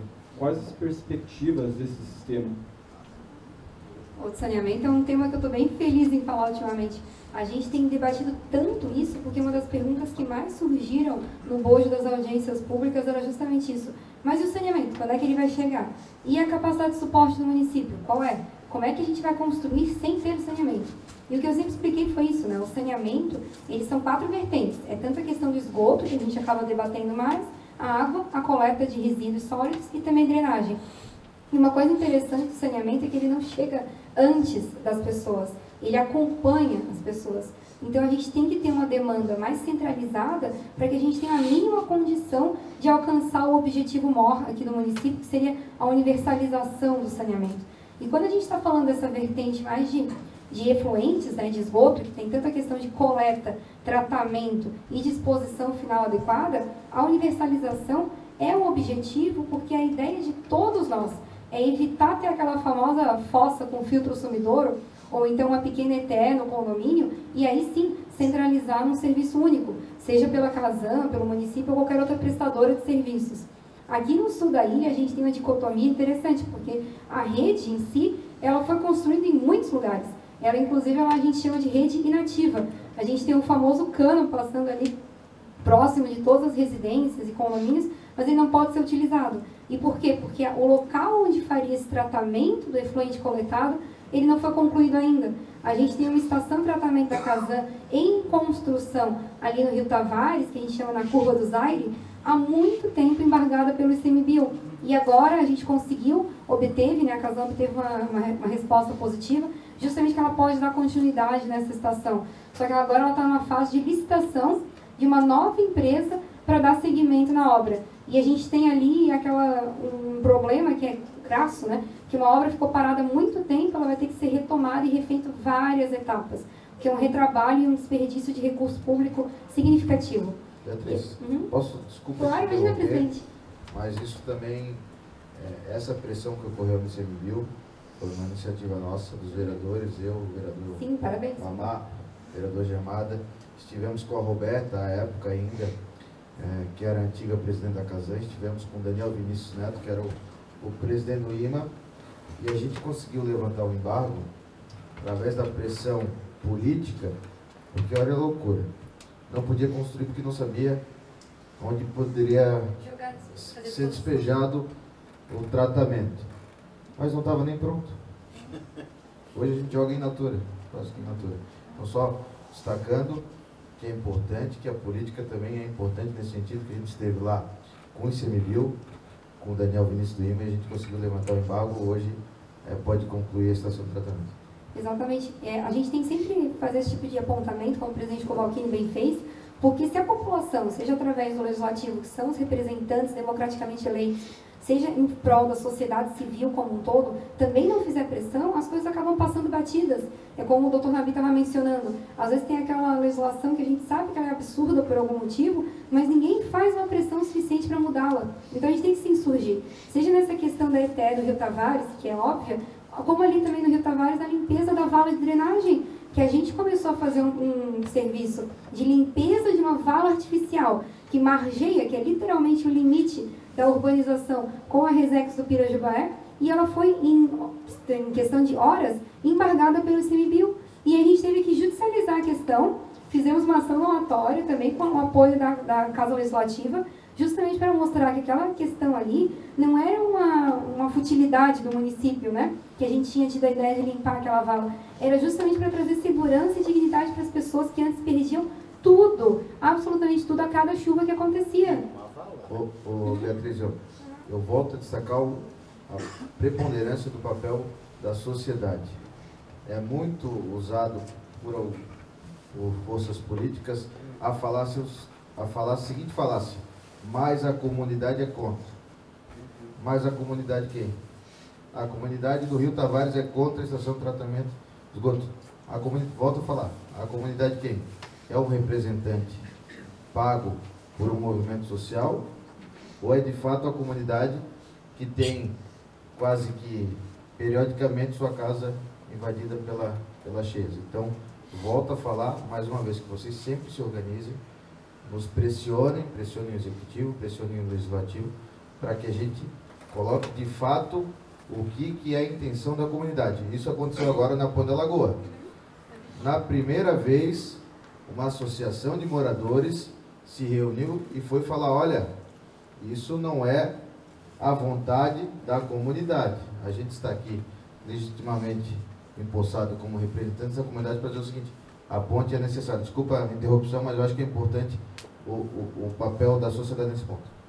Imagina, obrigada, presidente. É justamente isso. Esse tipo de exemplo, seja da Ponte da Lagoa, que chegou a ser embargada judicialmente 2 vezes, seja numa estação de tratamento de esgoto da Casan, seja numa limpeza de uma simples vala que foi aberta literalmente com o objetivo de fazer fluir água, mas que não estava cumprindo esse papel. Se a sociedade como um todo não se insurge, não se manifesta, não vai lá junto com seus vereadores, levar esse tipo de opinião ao conhecimento do julgador, do magistrado que está ali à frente daquele processo, às vezes as coisas não andam.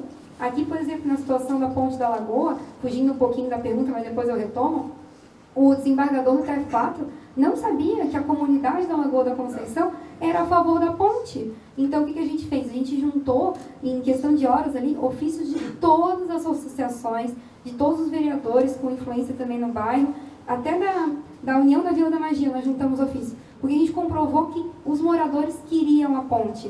E que não era uma coisa feita em gabinete, qualquer motivo. Era justamente para trazer segurança, acessibilidade, que um pedestre, que um ciclista pudesse passar também naquele equipamento que já estava tão obsoleto. Mas então, voltando aqui para o saneamento, a gente também tem que pressionar para que a gente consiga levar as condições de uma rede pública disponível para a população. A gente tem locais que tem a rede, que tem a estação de tratamento, tem a disposição final e não estão acessíveis, como a Lagoa da Conceição é o exemplo disso.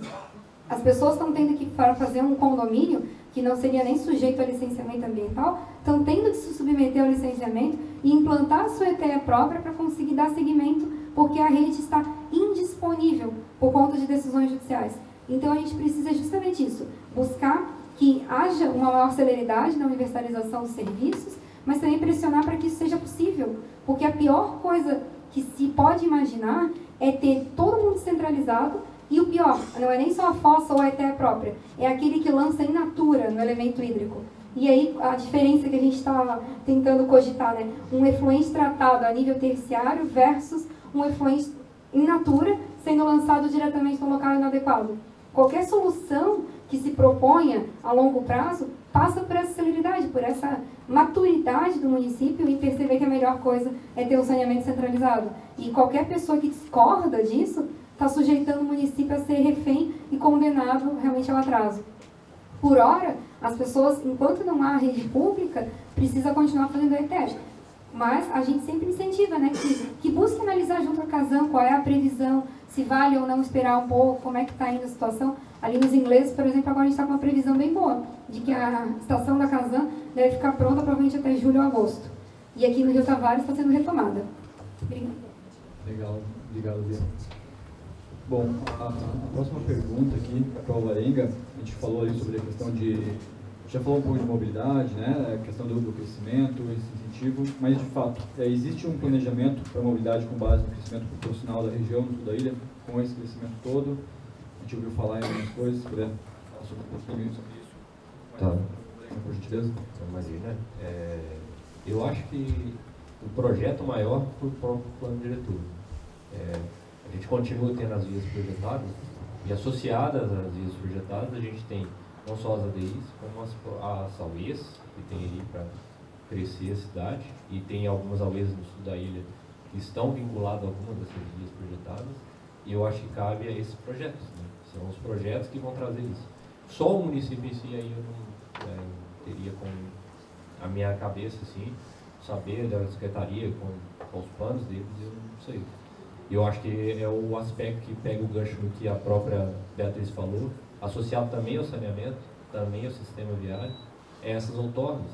E depois a regulamentação, ficar atento a isso, porque você consegue entregar essa contrapartida para o município já com empreendimento. Às vezes você vai fazer o projeto de empreendimento e pensando, pô, esse local de onde implementar o empreendimento está ruim na parte do saneamento. Será que eu posso utilizar outorga para entregar algo para o meu empreendimento com melhoria disso? E eu ainda vou ganhar pavimento, taxa de ocupação, enfim, né? Não sei como é que vai ser regulamentado. Então, se você associa isso para melhoria, inclusive valorização do próprio empreendimento, né? Porque você acaba valorizando a região e valoriza o próprio empreendimento que você vai instalar. Então, toda essa análise de risco do empreendimento, ela é positiva também para um ambiente coletivo que você entrega resultados no município, inclusive na mobilidade que você acabou de ver a pergunta para cá. A gente ouviu alguns borbulhos assim, com relação ao incentivo à mobilidade, né? Você comentou ali sobre essa questão da pessoa fazer tudo num lugar, trabalhar muito próximo, evitar a questão dos carros, né? As principais vias ali, pelo que a gente ouviu dizer, elas vão receber incentivos aí, se caso o empreendimento ele faça algo comercial embaixo, aumenta o número de gabaritos ali acho que isso vai a favor disso, né? Essa questão de incentivar a não utilização do carro, ou seja, criar um centro aqui no sul da ilha. E eu vou pegar o gancho que você está perguntando por um conceito que provavelmente todo mundo aqui sabe, que é de fruição pública, né? Que ele é associado não só à mobilidade passiva, que a gente fala que é do carro, veículo, tudo, como da ativa, né? Que aí eu andar de bicicleta, a pé. Então, você fazendo um sentido de uso misto, você vai criar uma fruição pública na frente do empreendimento. E isso atrai toda a melhoria do mundo, né? Então, isso também é associado à mobilidade e vai totalmente ao encontro desse conceito de centralidade.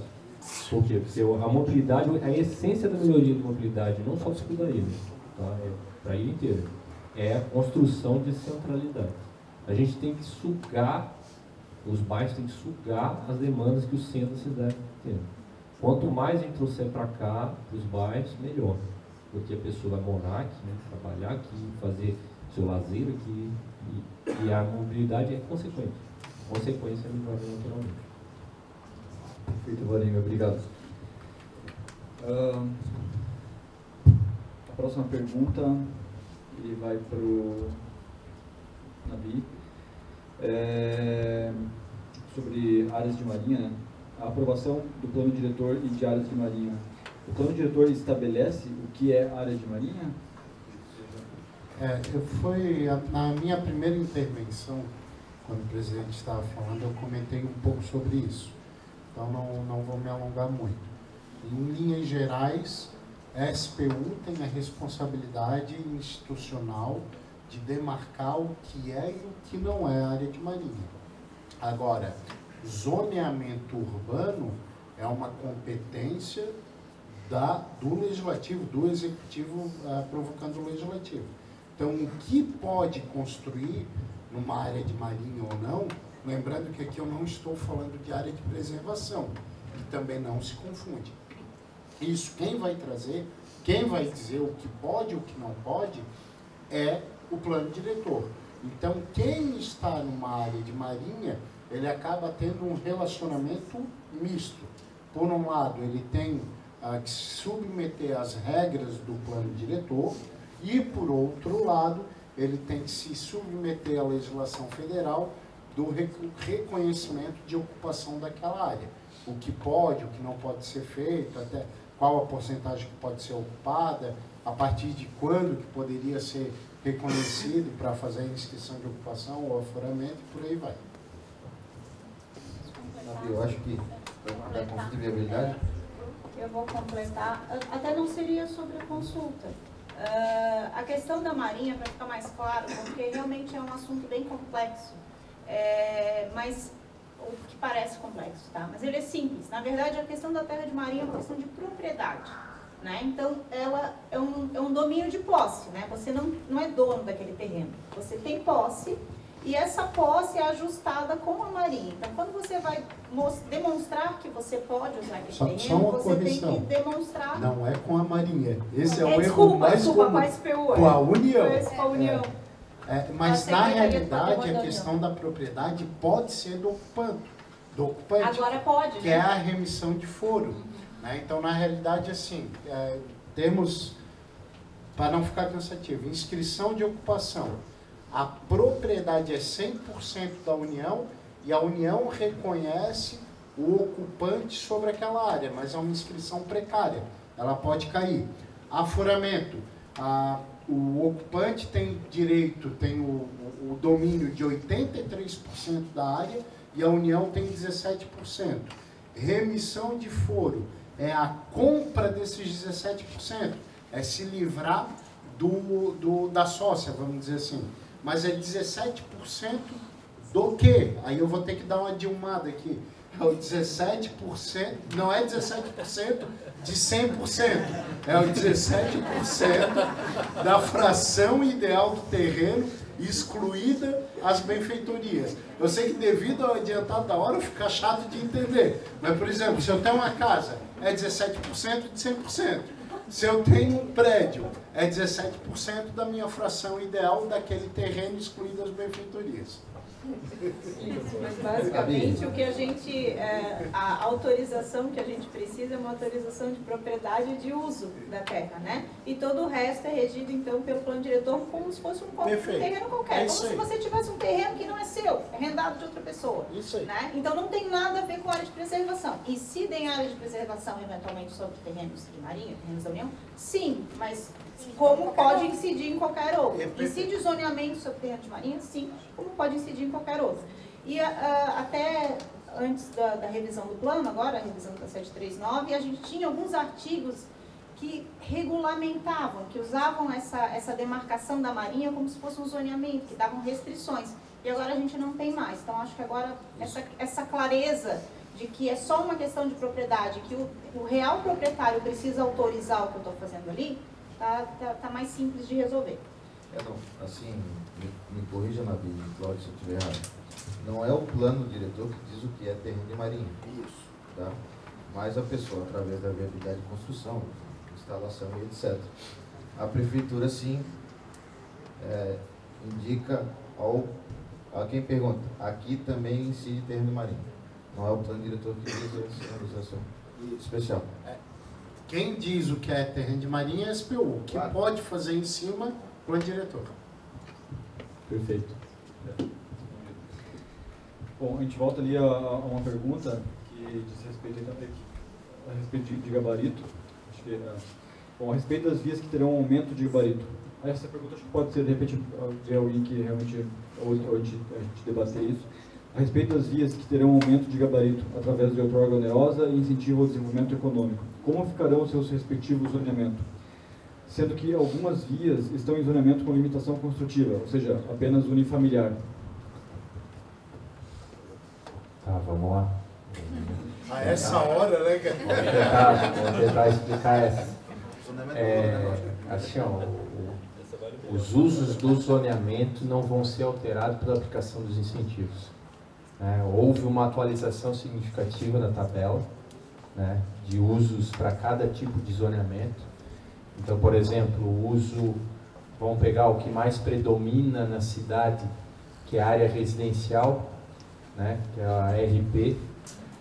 A lei trouxe uma prerrogativa de poder executar empreendimento multifamiliar, desde que ele esteja para uma via com uma hierarquia maior, né, e a lei trouxe quais seriam essas vias, ou a uma distância caminhável dessas vias, né, e aí isso não foi estabelecido o que seria essa distância caminhável em termos de metro, vai caber a regulamentação que vai ser feita.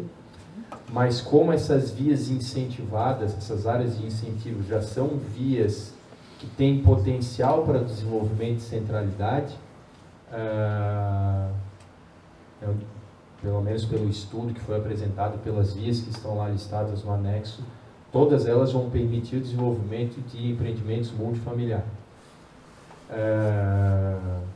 Outros incentivos vão poder ser aplicados, e eu acho que esse é o objetivo do plano. Eu acho que se a gente for pegar aí as respostas que foram dadas, os temas que a gente trabalhou aqui, o objetivo do plano é esse, que com os incentivos e inclusive a acumulação de incentivos a gente mude a realidade local e o perfil dos empreendimentos.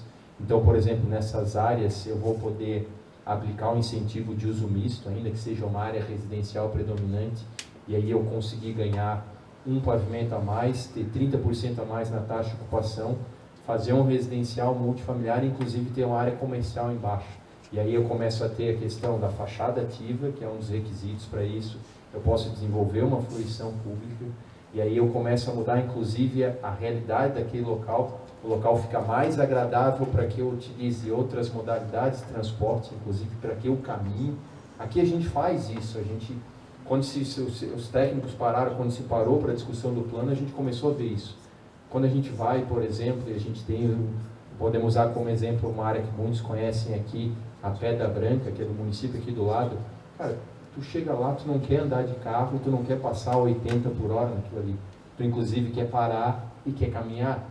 Então, quando a gente começou a desenhar todas essas questões e os incentivos que estão no plano, inclusive que incentivam a sustentabilidade ambiental da própria edificação, da sustentabilidade do empreendimento, a gente, inclusive, que foram duas deixas aí que a Cláudia e o Carlos falaram, foi desenvolvido, inclusive, um incentivo para parcelamento do solo, loteamento. Por que isso? Porque a gente acaba vendo o perfil aqui da nossa cidade, e aí é muito por causa das restrições e da burocracia que a gente vem arrastando historicamente, que a gente chegava aqui, eu tinha tanta restrição, insegurança, às vezes restrição de ocupação, por demarcar minha área como área ambiental, e ela não tinha essa característica, uma dificuldade em promover o parcelamento de solo, que a gente fazia isso de forma irregular e clandestina, e a gente tinha aquela rua, aquela servidão de 1 quilômetro conectando nada a lugar nenhum.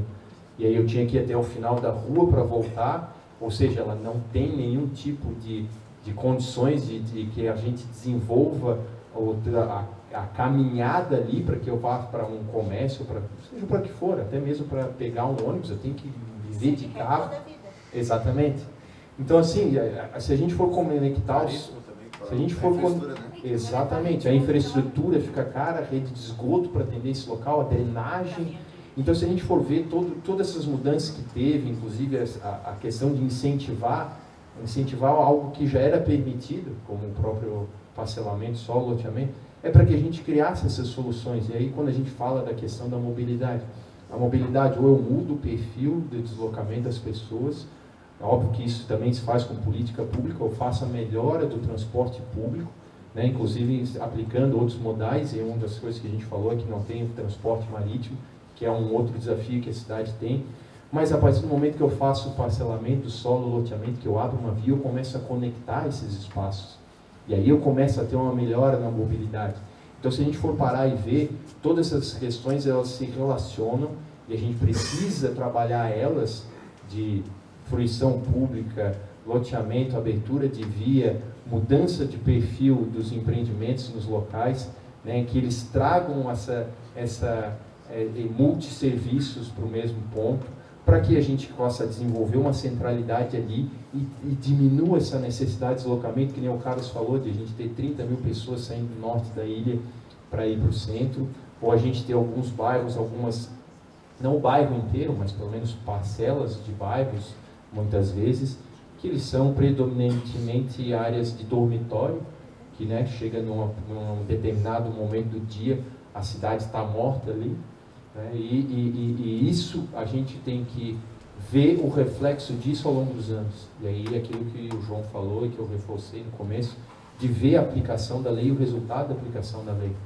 A Cláudia falou que muitas vezes corria atrás do empreendedor para que conseguisse compreender, entender esse incentivo. A gente tinha aí, o João sabe muito bem quando esteve lá como secretário adjunto na SMDU, que tinha a política do município de o empreendedor fazer a adoção das praças, né, das áreas verdes, porque aquilo qualificava o entorno do empreendimento dele, e a gente viu isso mudando o perfil, né, tanto que depois teve o parque linear ali do Córrego Grande, e aí hoje a gente sabe o quanto que isso muda, o quanto que torna agradável estar num espaço desse que nem hoje, ou morando numa localidade dessa, porque não é apenas o empreendimento onde eu estou, mas todo o entorno, os serviços que ele oferece, a estrutura que ele oferece.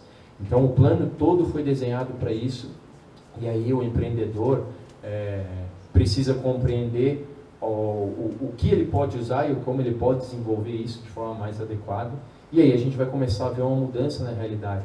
E aí, enfim, eu não vou mais querer adquirir um pedacinho de terra daquele parcelamento irregular da pessoa que acabou desmembrando irregularmente um pedacinho do terreno dele para me vender, para eu construir minha casa, porque agora eu vou ter acesso a uma moradia qualificada com um preço justo e eu não preciso ir para outra cidade ou para um bairro distante da onde eu trabalho, algo assim, e eu sobrecarregar a mobilidade.